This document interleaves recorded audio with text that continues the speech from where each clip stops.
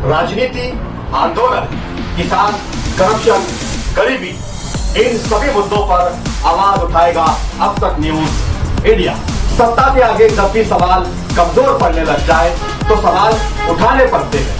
बोल के लफ्ज आजाद है तेरे, बोल के सच जिंदा है अब तक। जबों में महाराष्ट्र डे के मौके पर समाजवादी पार्टी की जानिब से निकालने जाने वाली संविधान सुरक्षा यात्रा की कामयाबी के लिए तमाम सियासी जमातों और तंजीमों से शिरकत की अपील की जा रही है। दुनिया को पार्लियामेंट इलेक्शन को लेकर आसिफ शेख ने पार्टी वर्करों के साथ अहम मीटिंग की, जिसमें कई अहम उमूर पर तबादला ख्याल किया गया है। शिरोर लोकसभा इंतखाबी मुहिम के दौरान NCP leader MP Amol Kohli ने बढ़ती महंगाई और किसानों के मसाइल पर नायब वजीर आला अजीत पवार को निशाना बनाया है। वजीर आला एकनाथ शिंदे वजीर आजम मोदी से मिलने कोल्हापुर आए थे। इस दौरान उन्होंने शहर के एक कॉलोनी में रहने वाले एक बच्चे की सालगिरह मनाई, जिसकी हर तरफ सताइश की जा रही है। वंचित बहुजन अघाड़ी के सदर प्रकाश अम्बेडकर ने दावा किया कि मुल्क में इस वक्त बीजेपी की शिकस्त होती दिखाई दे रही है। उन्हें तकरीबन 170 सीटें मिलेंगी। शिवसेना यूबीटी के रुकन पार्लियामेंट संजय राउत ने वजीर आजम नरेंद्र मोदी को औरंगजेब से तशबीह देते हुए उन पर सख्त तनकीद की है। पालघर जिला के धानू तालुका का एक मल्ला पाकिस्तान की जेल में कई माह से बंद था, लेकिन गुज़िश्ता माह 55 साल विनोद लक्ष्मण कोल नामी इस मल्ला की जेल में ही मौत हो गई।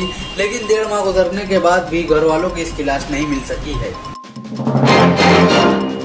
इंडियन कोस्ट गार्ड ने गुजरात के साहिल पर एक पाकिस्तानी कश्ती से 6 करोड़ रुपए मूल्य की 86 किलो मंशियात बरामद की और कश्ती हमले के 14 अरकान को गिरफ्तार भी किया।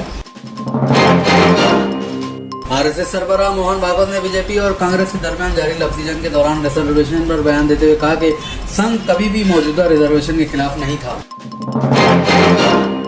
असदुद्दीन अवैसी पर इल्जाम है कि वाराणसी में मुनक्कदा जलसा-ए-आम में उन्होंने इश्तियाल अंगेज तकरीर की थी। बीजेपी लीडर की शिकायत पर इलेक्शन कमीशन ने अवैसी समेत 2 लोगों के खिलाफ नोटिस जारी किया है। दिल्ली कांग्रेस के सदर अरविंद सिंह लूली ने राजद के इंचार्ज जनरल सेक्रेटरी पर मनमानी करने और दिल्ली में आम आदमी पार्टी के साथ इंतखाबी इत्तेहाद के खिलाफ एहतजाज में अपने ओहदे से इस्तीफा दे दिया। मरकजी वजीर अनुराग ठाकुर ने इंतखाबी मुहिम के दौरान हमीरपुर में कांग्रेस पार्टी पर शदीद हमला किया। उन्होंने कहा कि कांग्रेस अवामी इमलाक को मुसलमानों में तकसीम करना चाहती है।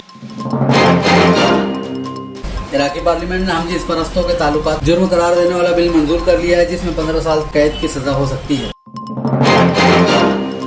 बरतानिया इंसानी इमदाद फराहम करने के लिए गजा की पट्टी में अपनी फौज भेज सकता है।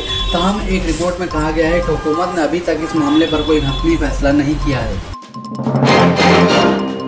शनिचर के रोज गजा पर इजराइल के फजाई हमलों के नतीजे में कम से कम 22 फलस्तीनी हलाक और मुतअद्दिद जख्मी हो गए हैं। वहीं इस दौरान जनूबी लिबनान पर भी इजराइल ने फजाई हमले किए, जिनमें 14 अफराद जख्मी हो गए हैं। ईरानी वजीर दिफा ब्रिगेडियर जनरल मोहम्मद रजा इश्तियानी ने कजाकिस्तान में भारतीय दिफाई सेक्रेटरी गिरिधर अरमानी से मुलाकात के दौरान दिफाई ताउन पर तबादला ख्याल किया। सऊदी शहजादा मंसूर बिन बदर बिन सऊद बिन अब्दुल अजीज इंतकाल कर गए। शहजादा की मौत के बाद शाही खानदान को दुनिया भर से ताज़ियत के पैगामात मौसूल हो रहे हैं।